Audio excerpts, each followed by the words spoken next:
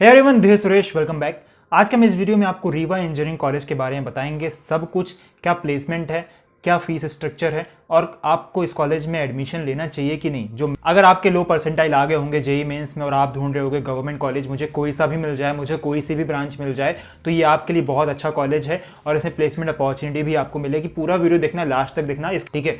तो अगर नया हो तो सब्सक्राइब कर सकते हो जल्दी से, जिससे आपको लास्ट में जब एमपीडी काउंसलिंग स्टार्ट होगी तो बहुत सारी हेल्प मिलेगी इस चैनल से, तो आप सब्सक्राइब कर सकते हो। तो स्टार्ट करते हैं इस वीडियो को। 1964 में एस्टैब्लिशमेंट हुआ था, गवर्नमेंट इंजीनियरिंग कॉलेज है रीवा इंजीनियरिंग कॉलेज। अगर आपको एडमिशन चाहिए तो आप ले सकते हो। कॉलेज के बारे में हम अगर आपको बताएं कि इसकी कितनी फीस है, आपको 25,000 पर ईयर आपको फीस लग जाएगी, ठीक है। तो फीस तो ज़्यादा है नहीं, फुल्ली गवर्नमेंट इंजीनियरिंग कॉलेज है। हम बात करें एमपी में कौन से नंबर पे आता है, जितने भी गवर्नमेंट कॉलेज में कौन से नंबर पे अगर हम रैंकिंग दे इसको, तो नंबर 1 पे सभी को पता है एचएसआईटीएस इंदौर, नंबर 2 पे आईआईटी डीवीवी इंदौर, नंबर 3 पे जेईसी जबलपुर, नंबर 4 पे यूआईटी आरजीपीवी, नंबर 5 पे एमआईटीएस ग्वालियर, 6 पे आप यूईसी उज्जैन को रख सकते हैं और 7 को एसटीआई विदिशा था पहले, लेकिन प्लेसमेंट के अकॉर्डिंग जो एसटीआई विदिशा में प्लेसमेंट नहीं हुआ तो उसको आप ना रख के आप रीवा इंजीनियरिंग कॉलेज को रख सकते हैं, ठीक है। अगर आप यूईसी उज्जैन के बाद रखेंगे तो रीवा इंजीनियरिंग कॉलेज को बिल्कुल रखना, क्योंकि रीवा इंजीनियरिंग कॉलेज में प्लेसमेंट हुए हैं।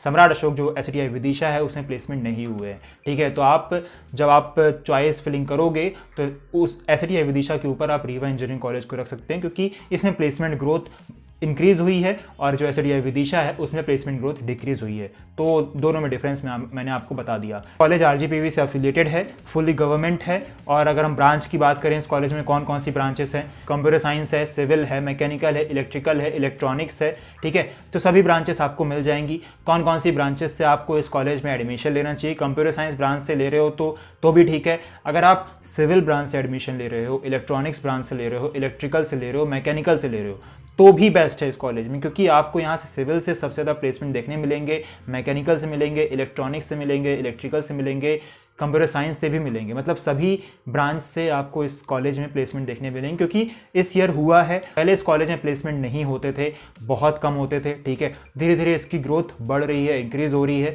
तो आप इस कॉलेज में आगे जाके जो 4 साल हैं उसमें प्लेसमेंट ग्रोथ बहुत ज़्यादा होगी। अगर आप सिविल ब्रांच से आ रहे हो तो आपको जो सिविल की कंपनीज़ हैं उनमें प्लेसमेंट देखने मिलेगा। कंप्यूटर साइंस से आ रहे हो तो कंप्यूटर साइंस की जो कंपनीज़ हैं उससे प्लेसमेंट देखने मिलेगा, ठीक है।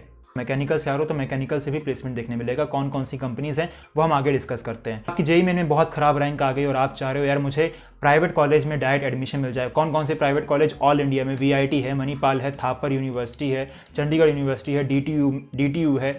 अगर आप इन जैसे कॉलेजेस में एडमिशन लेना चाहते हो और प्लेसमेंट अच्छा चाहते हो, क्योंकि आपको डायरेक्ट एडमिशन नहीं मिल पा रहा है कहीं से, और रैंक, क्योंकि जेईई मेन स्कोर कार्ड पे ज़्यादातर कॉलेजेस में एडमिशन मिलते हैं, तो आपके वही स्कोर ख़राब आ गए और आपको डायरेक्ट एडमिशन नहीं मिल पा रहा है, उसके बेस पे भी नहीं मिल पा रहा है, तो आप गेट कॉलेज एडमिशन को कांटेक्ट कर सकते हैं। ये नंबर है।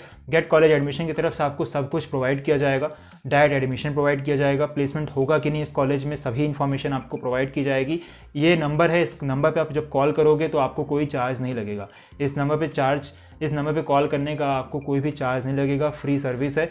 आप इस नंबर पे कॉल करके पूछ सकते हो कि क्या मुझे इस कॉलेज में डायरेक्ट एडमिशन मिल सकता है कि नहीं, और तो आपको कॉल करने का तो कोई चार्ज नहीं लग रहा है, तो एक बार कॉल करके जरूर देख लेना। रैंक तो खराब आई गई है, तो जिससे आपको, अगर आप कॉल करोगे तो हो सकता है कि आपको एडमिशन मिल जाए, तो आप एक बार कॉल करके जरूर देखना। हम बात करें इस कॉलेज के प्लेसमेंट की, जैसे मैंने बताया कि अगर आप कंप्यूटर साइंस ब्रांच से आ रहे हो, सिविल से आ रहे हो, मैकेनिकल से आ रहे हो, इलेक्ट्रिकल इलेक्ट्रॉनिक्स से आ रहे हो, कोई भी ब्रांच से आ रहे हो, तो आपको इसमें प्लेसमेंट देखने मिलेगा। सबसे ज़्यादा सिविल ब्रांच से प्लेसमेंट देखने मिलेगा। अगर आप यहाँ सिविल ले रहे हो, मैकेनिकल ले रहे हो, इलेक्ट्रिकल इलेक्ट्रॉनिक्स ले रहे हो तो बेस्ट है।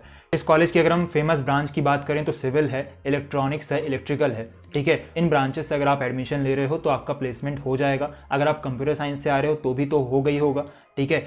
ऑन कैंपस ऑफ कैंपस दोनों रिकॉर्ड अच्छे हैं, क्योंकि इसकी ग्रोथ धीरे धीरे इंक्रीज हो रही है। पहले इसमें प्लेसमेंट नहीं होते थे, जो प्लेसमेंट हुए हैं वो 3 लाख 4 लाख। अगर हम यहाँ एवरेज पैकेज की बात करें तो 2.5 to 3 LPA आपको यहाँ पे एवरेज पैकेज मिल जाएगा। तो धीरे धीरे ग्रोथ हो रही है। आगे जाके जो 4 साल आएंगे आपके, उनमें प्लेसमेंट देखने आपको मिलेगा। सबसे ज़्यादा प्लेसमेंट इस कॉलेज में आपको कंप्यूटर साइंस ब्रांच से और सिविल ब्रांच से देखने मिलेंगे। कंपनीज की बात करें कि इस साल कौन कौन सी कंपनीज आई थी जो हायर की हैं स्टूडेंट्स को, जस्ट डायल कंपनी थी, एको स्पेस इंफ्रा थी, आर्ग्यूसॉफ्ट, ओपन सेंस लैब्स, सिमफॉर्म, ठीक है। तो ये कंपनीज थी। टीसीएस भी हायर करती है, टीसीएस तो सभी कॉलेज में आती है।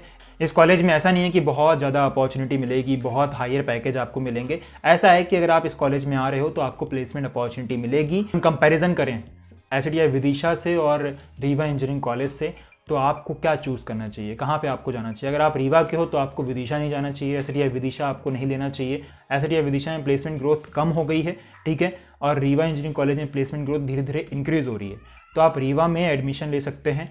अगर आपको गवर्नमेंट कॉलेज मिल रहा है, विदिशा में भी मिल रहा है, रीवा में मिल रहा है, अगर रैंक के हिसाब से आपको SDI विदिशा मिल रहा है, लेकिन आपको रीवा इंजीनियरिंग कॉलेज में नहीं जाना, आप सोच रहे हो कि मुझे बाहर जाना है, तो कोई मतलब नहीं है विदिशा जाके, इससे अच्छा आप भोपाल चले जाना, ठीक है। तो विदिशा तो बिल्कुल मत जाना, रीवा इंजीनियरिंग कॉलेज में आप लेके एक अच्छा प्लेसमेंट ले सकते हो। बात करें MP के बाहर वालों के लिए, तो MP के बाहर वाले बिल्कुल भी ना ही रीवा इंजीनियरिंग कॉलेज में आना, ना ही SDI विदिशा में आना।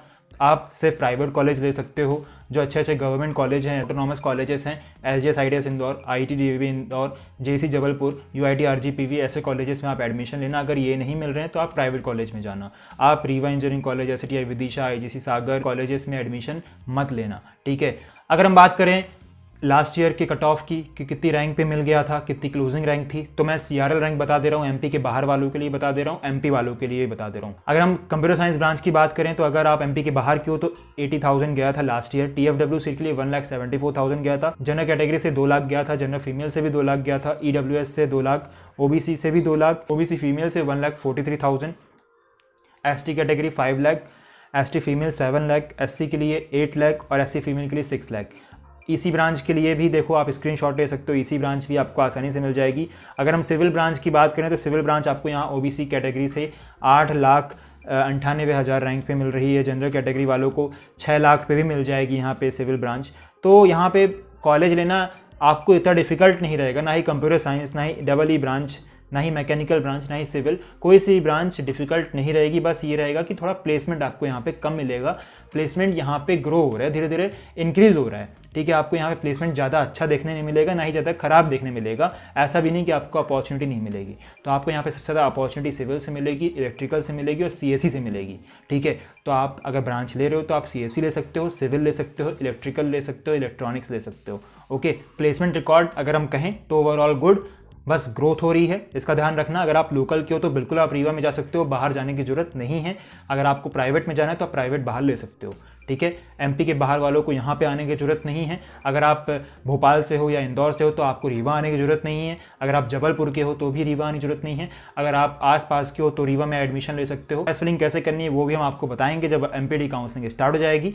और आई होप आपको इस कॉलेज के बारे में समझ में आया होगा। वीडियो को आप शेयर भी कर सकते हो। रीवा इंजीनियरिंग कॉलेज के बारे में जिसको नहीं पता उसको शेयर कर देना और प्लेसमेंट के बारे में बता देना। जैसे मैंने बताया कि धीरे धीरे ग्रो हो रहा है, आपको ज़्यादा अच्छा प्लेसमेंट नहीं मिलेगा। ये है कि यहाँ पे रीवा में आपको ज़्यादा अपॉर्चुनिटी नहीं मिलेगी, आप ज़्यादा एक्सप्लोर नहीं कर पाओगे, बस ऐसा है।